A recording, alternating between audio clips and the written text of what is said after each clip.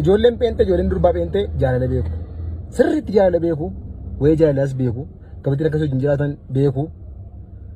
gaafa si dhiisu barbaade immoo daqiiqaa 5 gidduutti si dhiisu ijoolleen peente si gatanii sokku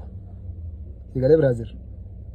maal akka hojii dabarsite maal akka taate inni yaadatan bakkaasan irraanfatan diileetii godhan bakkaasan yeroo hundumaa cinqati senna godhan hundumaa ijoolleen peente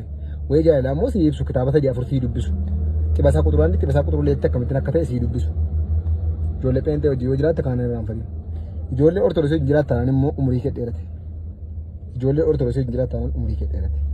fataasi godhu cinqatiin beekanu lafa barbaadetti jiru bashannanta akka barbaadetti wajjin fataa jetta cinqatiin kan wasaa